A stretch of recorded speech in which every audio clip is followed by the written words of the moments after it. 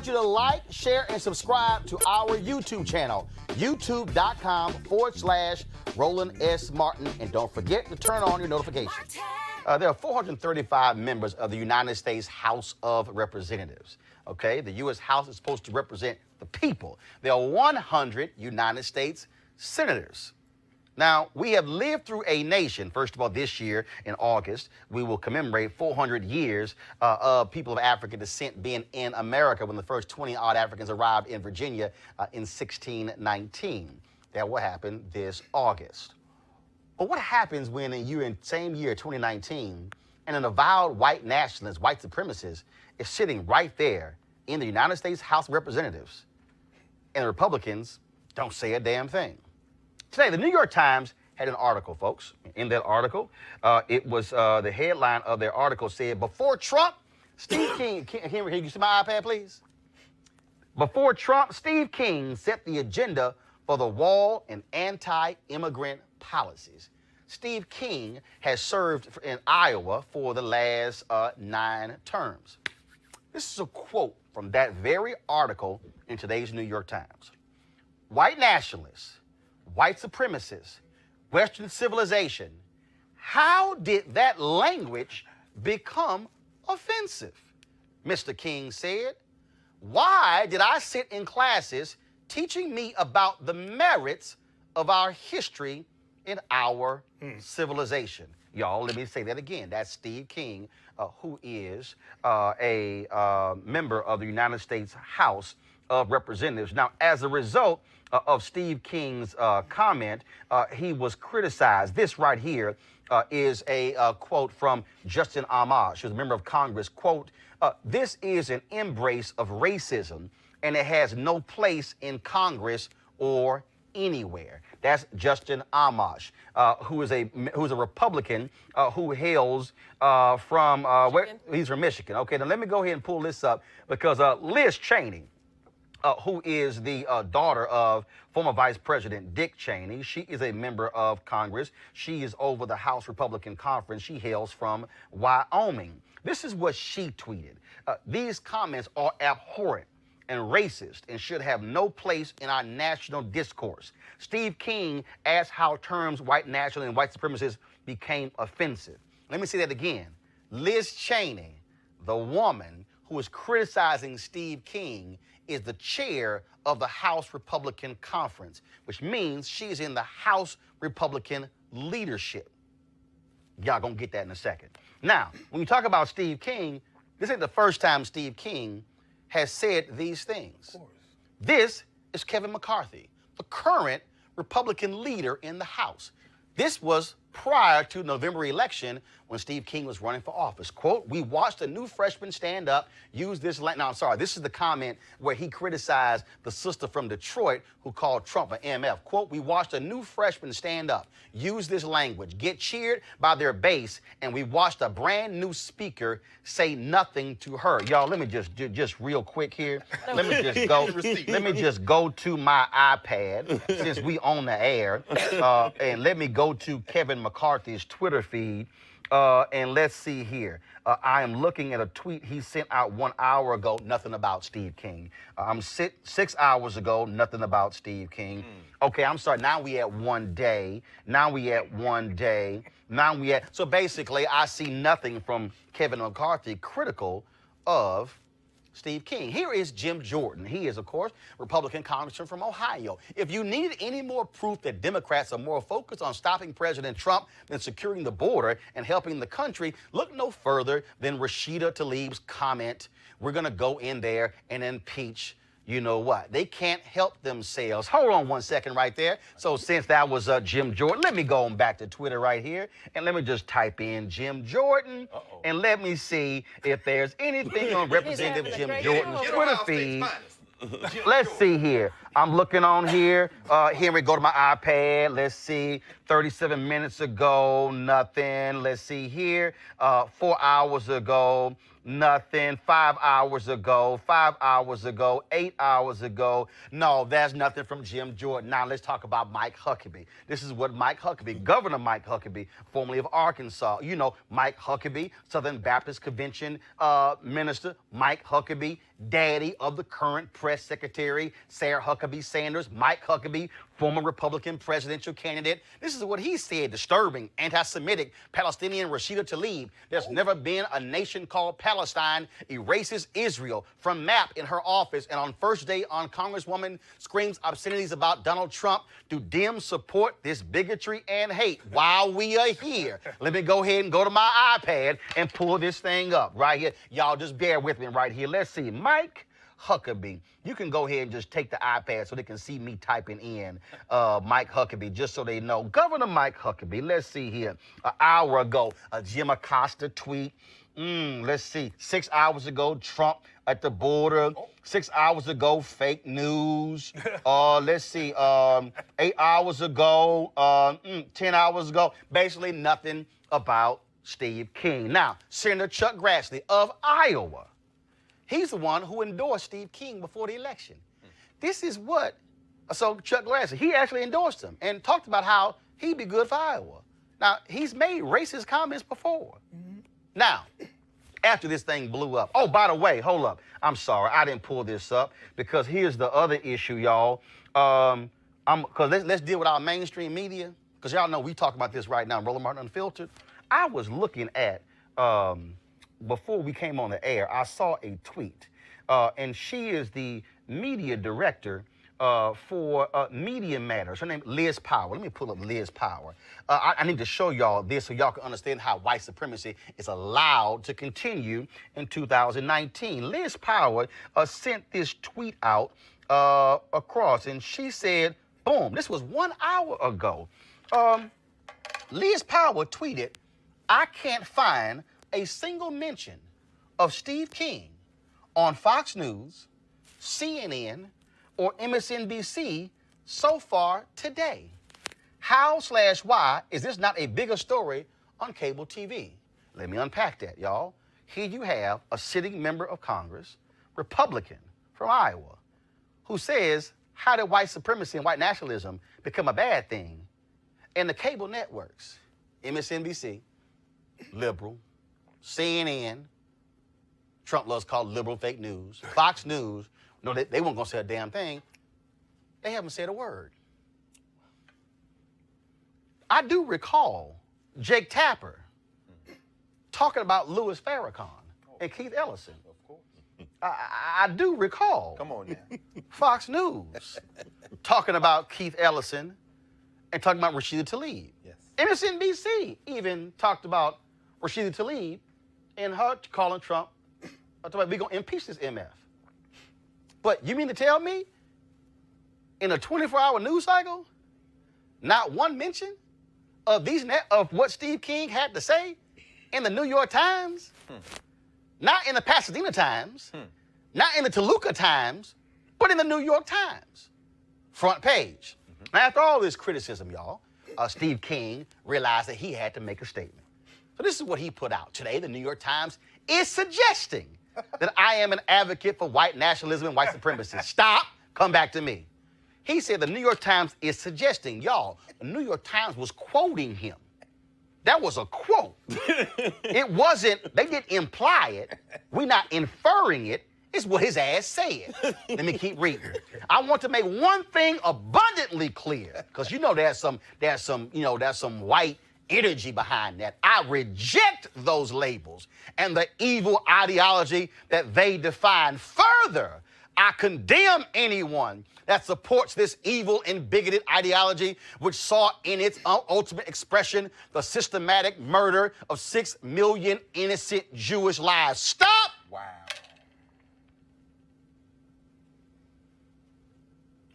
The systematic murder of 6 million innocent Jewish lives.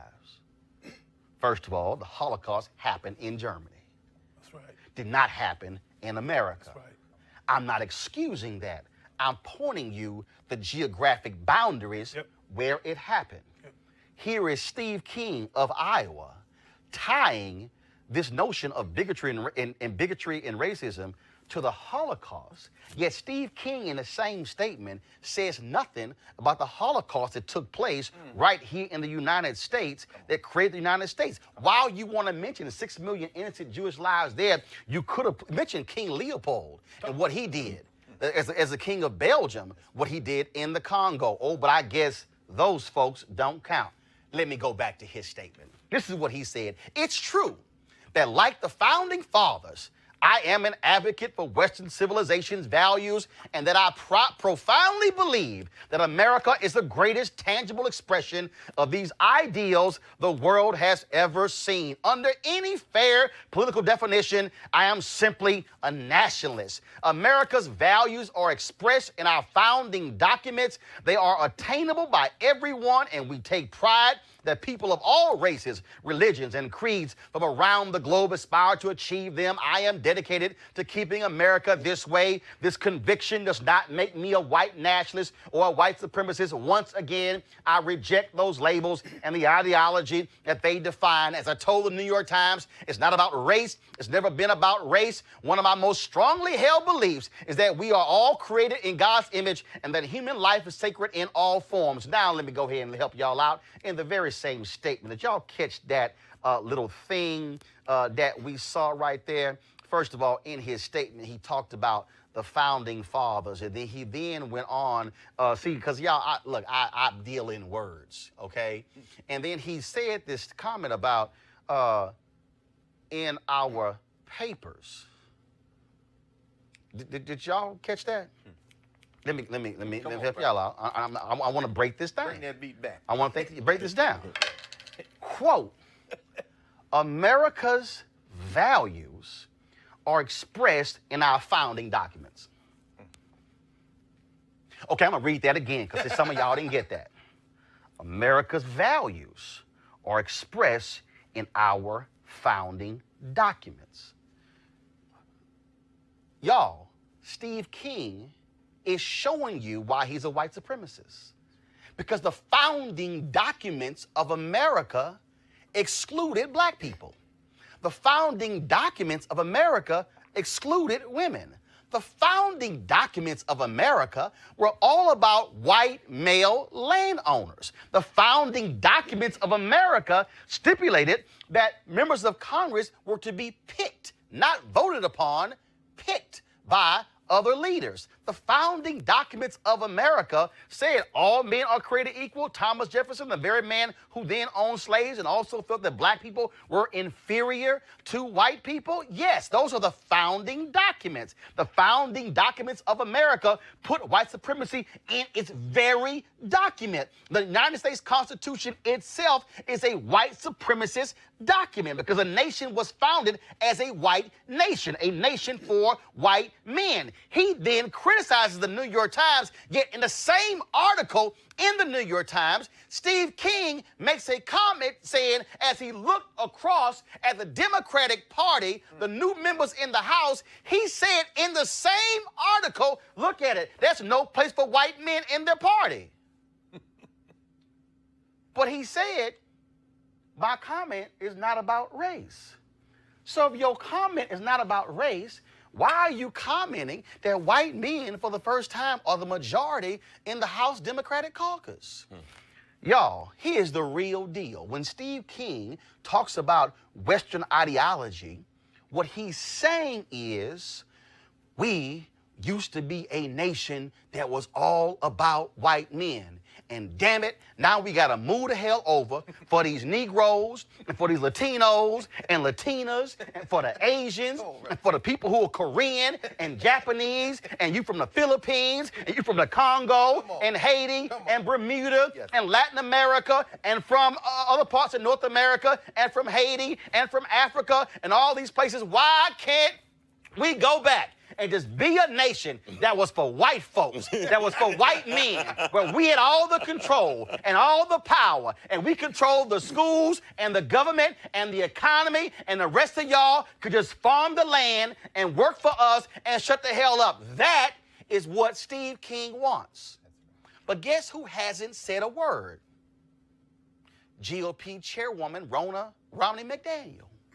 quick to criticize Tlaib, ain't said jack as a white supremacist in her party. Kevin McCarthy, nothing. Donald Trump, nothing. Mitch McConnell, nothing.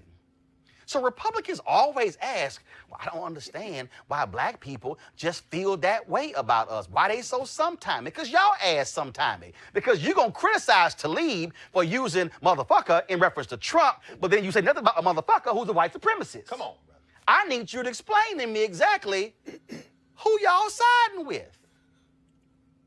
Should he be censured? Yes. Ben Shapiro, conservative, wrote an article saying, y'all hold up, that's not quite what he meant. But then Ben Shapiro, in his reflexive nature, because he's been riding with the white supremacist Steve King for all these years, actually had to go back and reread what the hell he said. Then was like, oops, that was an update on my article. He then says he needs to be censured and he needs to be primaried in 2020. Why am I saying all of this? Because the 2019 Republican Party has essentially said, we welcome with open arms a white supremacist like Steve King. We welcome with open arms for him to be in our party. Matter of fact, we will see and hold him and cherish his vote as long as he votes our way. He is still on his committees. They've said nothing, and the media has been complicit because they refuse to say anything about Steve King. You know why? Because, see, they agree. We just gonna let that thing just slide. Because part of the problem is when you look in mainstream media in the executive suites, they look like the very country Steve King longs for. White men running everything. What y'all need to understand that this is the modern day Republican Party. And when Dinesh D'Souza sat in this studio and tried to talk about how Democrats were racist, and they were, I had to remind him, so were Republicans, and so were the Whigs and everybody else, because the reality is America was founded on a basis of white supremacy. That's what the fear is. Earlier, CJ talked about this wall. Why has Steve King talked about a wall? Why is Trump talking about a wall? I keep telling y'all, because they are scared of people of color. The reason the federal government is shut down right now is because of the wall. Because you know who is on the other side of the wall? People that don't look like Steve King. And the people who Steve King represent in Iowa are scared to death because they're like, my God, this used to be our country. When Steve King goes on Tucker Carlson and he's decrying, oh my goodness, what's going on? What happened to our values and our Western ideology? What he is saying is what has happened. It used to be white people running everything. It's not our fault y'all stopped having kids. It's not our fault that in 10 states in America in the next 5 years, the white annual death rate is going to be higher than the white annual birth rate. And guess what? If every white person in America starts trying to pop out babies right now, y'all still won't be able to catch up. Here's the reality. We ain't going back. Y'all going to suck this thing up. In 25 years, by 2043, America's going to be a nation, majority people of color. And guys like Steve King, it's going to be tough for them. It's already tough for them because they just got to see all this blackness and all this brownness, and they don't know what to do. Because you're going to have to deal with the reality that Cortez and Ayanna Pressley, and Lauren Underwood, and all these brothers and sisters who not white men, they're not going to be like Toby. They're not going to bow down. They're not going to bend over. They're not going to pick cotton. They're not going to be sharecroppers. They're not going to say yes, massa, no, massa. They're not going to get off the sidewalk when you walk by. They're not going to give up their seat. Steve King, you are an avowed racist. You are a white supremacist. And as long as the Republican Party allows for you to be there in good standing, the Republican Party in the United States and every person who calls themselves a Republican, who says nothing, who doesn't call for him to be censured, who doesn't call for him to be condemned, you are agreeing with white supremacy. It's as simple as that. So all my black Republican friends, CJ, all of y'all, I just wonder if y'all gonna say anything. If y'all gonna call out the chairman of the party who said nothing, or your dear leader, the compassionate one, Donald Trump. He is compassionate. The reality is this: Steve King will not change. He will be who he is. Simple as that. Any comments from the panel?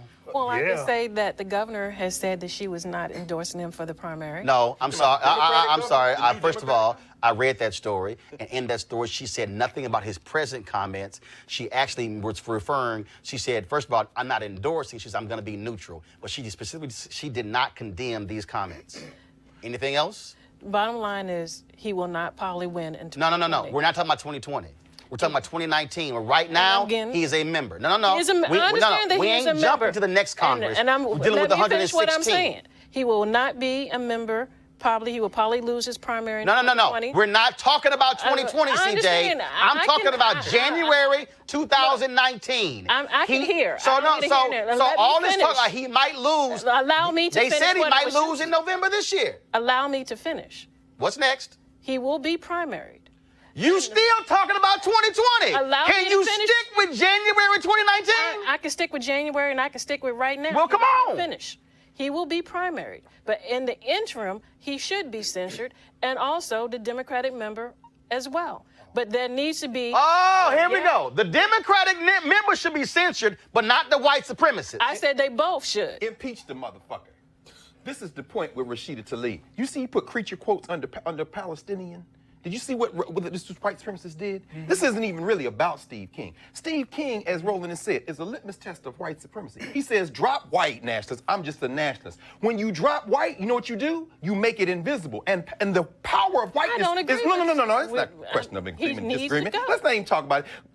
And all this stuff he gonna lose next year, that man, Steve King, endorsed a white supremacist in Canada before the November election. Right, he endorsed a white supremacist in Europe, and the white folks, the good white folks in Iowa still elected him. And at the end of the day... Greg, go ahead, then Cleo. Very quickly. When you drop white in front of nationalists and just say nationalists, white is implied. The largest act of genocide in this country was the destruction of millions of Native Americans. 2 Native Americans joined the United States Congress. Roland is right. And abortion. They are terrified. You know why they're terrified? It's over, baby. And any Negro running with these white supremacists is a servant of them. Cleo, then Deron. This would come up like this at the end of the show, but you mentioned earlier, Roland, that, and I already knew this, that what I call the white supremacist mainstream press has not covered this. At all. In previous shows, you had a guest on here who talked about, and I forgot the specifics about the stats, but we are heavy TV watchers, black folks.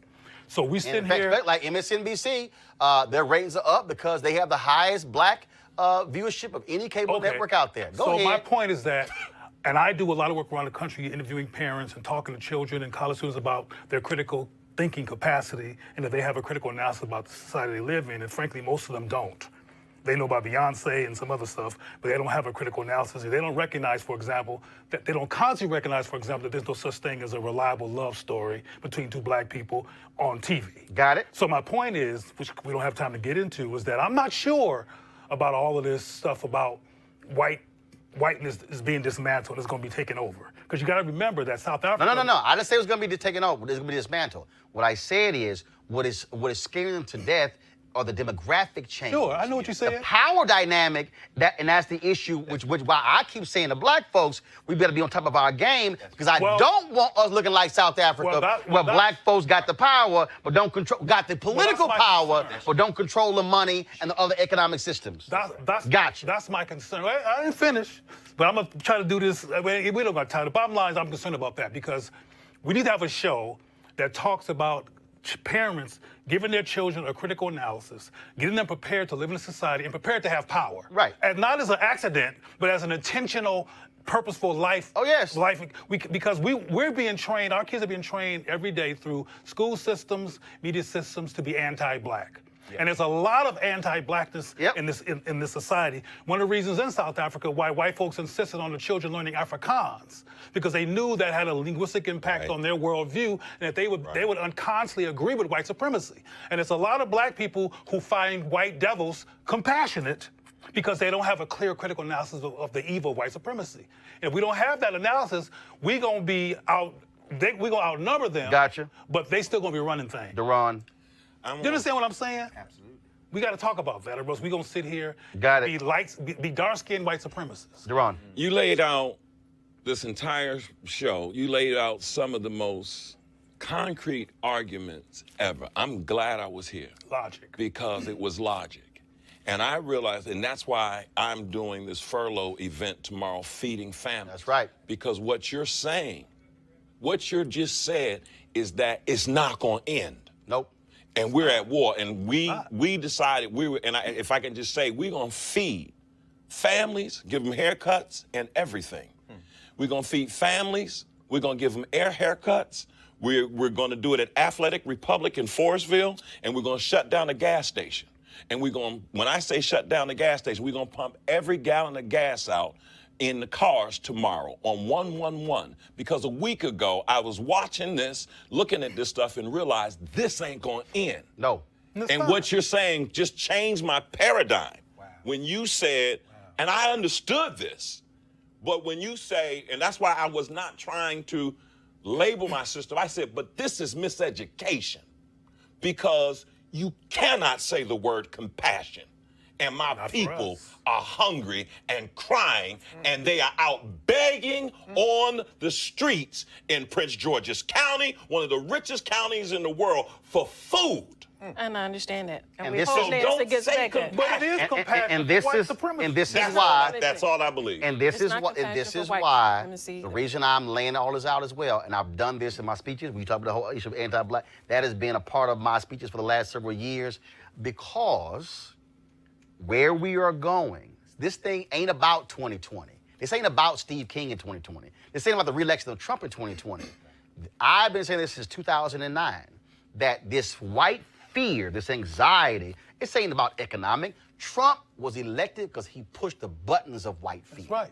That's what he did. That's why he won 53% of white women. That's why he won college-educated whites, because he was pushing the buttons, because what is so deeply embedded, and I'll dare say this, is some white folks who don't even realize it. They're just like, oh, no, that's just not me. No. But he pressed the right buttons, and this is all about where 2043 and 2045 and 2050, because America, since its founding and before its founding, was a nation that was constructed for white people coming from Europe, coming to a foreign land, destroying the native folks who were already here to establish their own homeland that was about whiteness. Right. And the problem now, the demographic numbers have changed so dramatically that they looked up and said, oh my God, with the election of Obama, damn, that thing is now real. And so now so what happened? Trump comes along, Stephen Miller, that racist, is right behind him. The same Stephen Miller, where Richard Spencer, the white supremacist, said he was my mentor at Duke University. Don't think that ain't combined. He comes along and it's like, no, we're gonna keep y'all out. Hey, can y'all send them Haitians back, them shithole countries? Can we stop the immigration from these African countries? Why does Paul Ryan try to get several thousand visas for folks from his native Ireland to come in before he leaves as Speaker of the House? Because they like, how can we import as many white people as we possibly can? Because these people of color are going to be taking this thing over, and we have controlled this since we were founded, and what in the hell are we going to do? And like I said to the white supremacist Richard Spencer, and I even had, I mean, real quick, I even had some Negroes try to tell me, you were scared to call yourself a black man when you debated Richard Spencer. Well, first of all, those of you who don't even know how to debate, I knew exactly what he was trying to establish, and so he wanted me to say I'm a black man, but I totally jacked him up when I said no, I'm a man. Because, see, he wanted to say, I'm a white man, I'm a black man. No, I want to let him know I'm a man. Because it threw his whole argument off.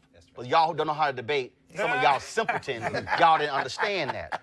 But I told Richard Spencer, I said, you better go work out. Because we ain't going nowhere. And y'all going to have a fight on your hands. And that's what this is about. I just got a text. So this is what Kevin McCarthy has finally commented. Quote, Steve's language is reckless, wrong, and has no place in our society. That's what Kevin McCarthy said. And now, now, which king is this? I'm going to talk to my friend. Oh, and now Steve King is now issued his second statement. He might have as many statements as Kevin Hart. His second statement is, I reject white nationalism.